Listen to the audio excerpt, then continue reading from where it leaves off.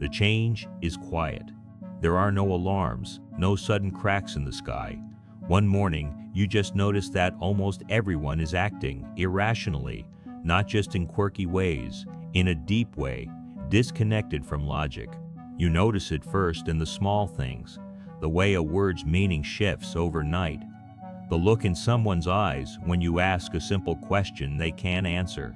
There's a hollow certainty there, a script they didn't write but are now performing. It's a low hum beneath the noise of the day, a single note of agreement that everyone seems to hear but you.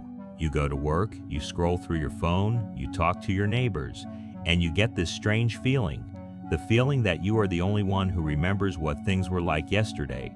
It's not that you're smarter, it's just you feel like you're awake in a world of sleepwalkers. And you start to wonder, is this real, or am I the one who's insane? What if you're the only one left who is still sane in a world that has quietly, calmly gone mad? This isn't new, this feeling. For centuries, people have tried to describe it. It's a kind of social fever, a madness that doesn't live in one person, but in the spaces between people. The French thinker Gustave Le Bon, in his book The Crowd, explained that when individuals gather in a group, they can lose their sense of self. Their critical thinking dissolves. They stop acting like rational adults and become something else, emotionally charged, easy to manipulate, and desperate to conform. A person in a group, he said, is no longer themselves. They become a symbol. This isn't about intelligence. You can have degrees, titles, and a library full of books and still be swept away. The brilliant psychiatrist Carl Jung saw this clearly. He warned that the human mind, when it's cut off from a real sense of meaning or purpose, becomes vulnerable. When we don't feel anchored in our own identity, we search for it in the herd. And the herd, unfortunately, is almost always driven by the same things: fear, propaganda, and the deep primal need to belong, even if it costs us the truth. Psychologists today sometimes call this mass formation psychosis. It's a state where large groups of people lose touch with reality. They become hypnotized by a story, a simple story that explains everything, a story with a clear villain, a clear hero, and a clear solution. It erases all the messy, complicated parts of life and replaces them with a clean, simple, and often brutal narrative. It begins when people stop thinking for themselves and start outsourcing their perception of reality to someone else, to authority figures, to the media, to popular opinion. Think about the opinions you hear every single day. How many are truly original? How many are just echoes bouncing from one mind to the next, getting louder but not clearer? This process gets supercharged when fear is introduced. Fear is the fuel of collective madness. An anxious, uncertain population is a vulnerable one. When people are afraid, they don't look for nuance, they look for safety. They crave order, even if it's the order of a prison. And a simple story, a story that tells them who to blame, feels very, very safe. So a narrative appears. It offers a simple explanation for everyone's anxiety. It points to one group, one idea, one problem as the source of all suffering. It says, be afraid of that. And because thinking for yourself is tiring and being afraid is exhausting, many people just surrender. They accept the story not because it's true, but because it's easy. It gives them a target for their fear and a group to belong to. It feels like relief. In the 1950s, a psychologist named Solomon Asch conducted a now famous experiment. He wanted to see how powerful the pressure to conform really was. He would bring a group of people into a room. He showed them a line on a card and then asked them to match it to one of 3 lines on another card. The correct answer was always obvious. A child could see it. But here's the twist. Most of the people in the room were actors. They had been secretly told to give the same, clearly wrong answer. The real experiment was focused on the one person in the room who wasn't an actor. Imagine being that person. The first few rounds are easy. Everyone gives the right answer. Then comes the third round. The researcher shows the lines. You see the answer. It's C. It couldn't be more obvious. But the first person says A. You might smile a little, an honest mistake. Then the second person says A. Then the third and the fourth, all of them calm and confident. Suddenly the room feels hot. You look at the lines again. It's C. It's definitely C. But they all said A. Your heart starts beating faster. Are you seeing things? Did you misunderstand the instructions? They all look so sure of themselves. Now it's your turn. What do you say? A stunning number of people in that situation gave the wrong answer. They said A, not because they were stupid, not because they couldn't see. They did it because the psychological pressure of being the lone dissenter was too much to bear. The need to fit in overpowered the evidence of their own eyes. Now, take that small hot room and expand it to the size of a whole society. Multiply that pressure by the power of social media, 24-hour news cycles, and algorithms designed to show you what everyone else thinks. You now have a psychological virus spreading silently, infecting minds at a massive scale, an epidemic of obedience. And here is the most chilling part. The people who have surrendered to the psychosis don't think they're crazy. They think you are. Your calm questions are seen as attacks. Your curiosity is treated as heresy. Suddenly, the most dangerous thing you can do is not to lie, but to ask for the truth.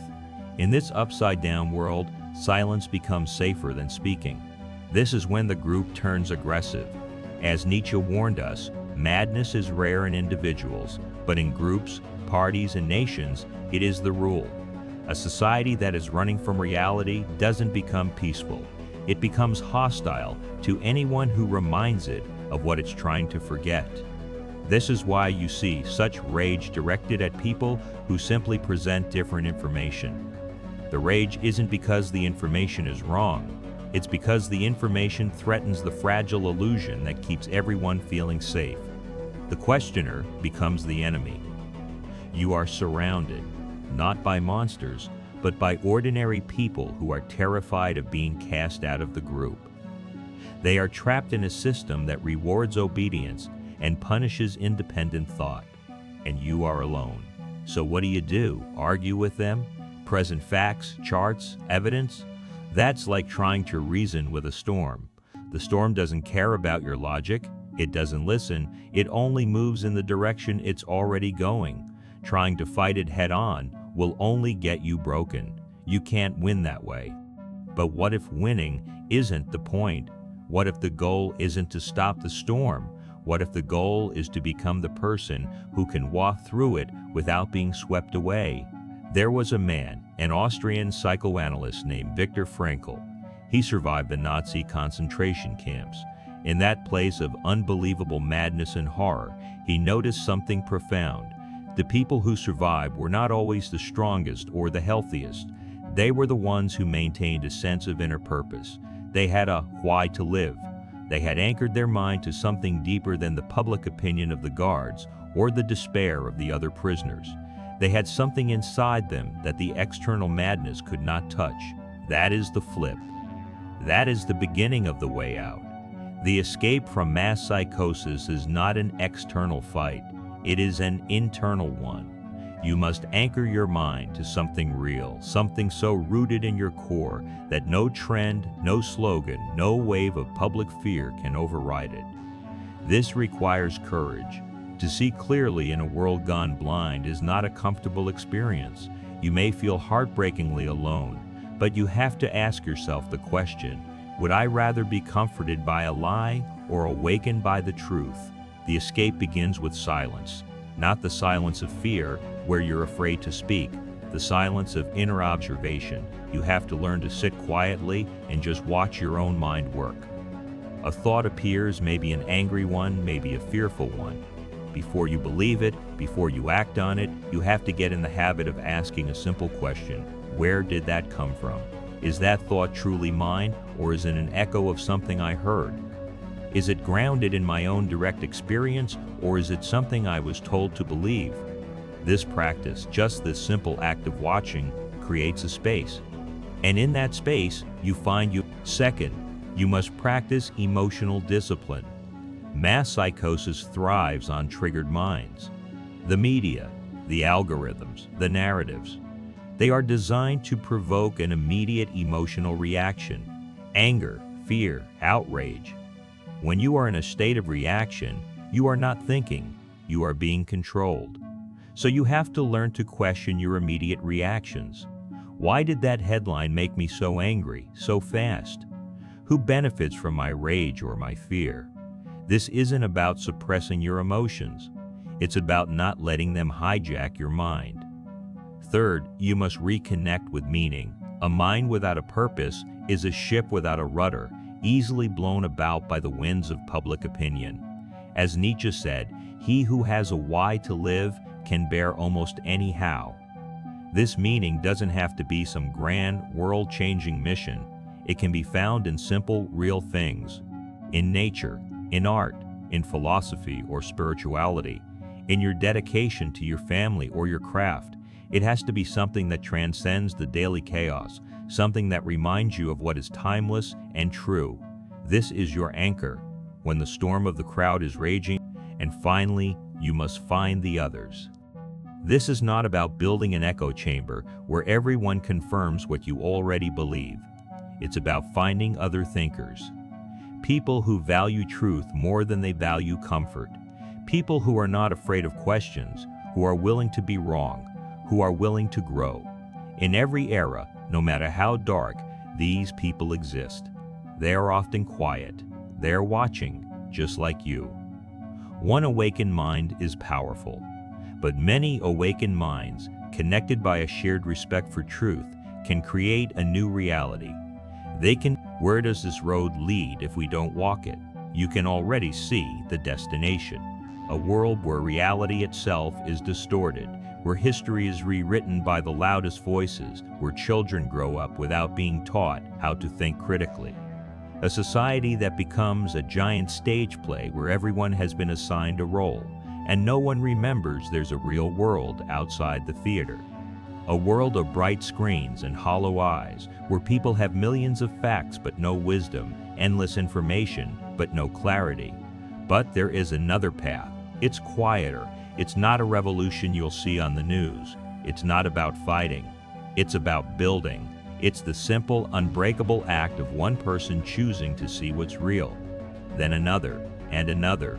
It's the creation of pockets of sanity, small groups of people who remember how to talk to each other, who remember that truth is not decided by a vote. People who remember what it feels like to have a thought that is truly their own. This is how awakening spreads, not by force, but by resonance. Like a tuning fork, one clear mind can help another remember its own clear note. There is a moment that comes when you've walked this path for a while. The constant noise of the world begins to fade, and a new kind of silence arises.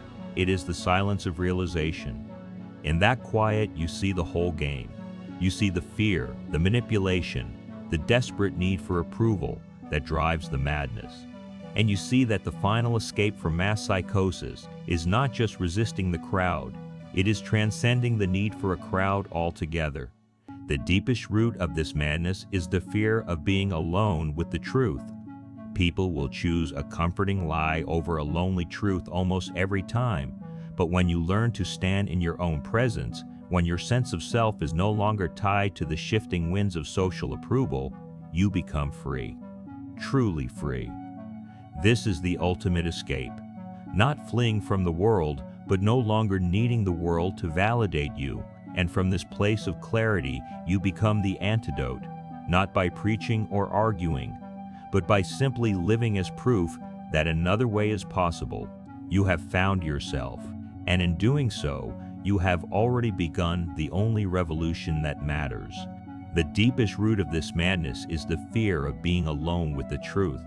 But the truly free mind doesn't need a crowd, not for approval, not for safety, not even for an enemy. It has found its own home. And after all this, which voice in your head is the one telling you that you're free?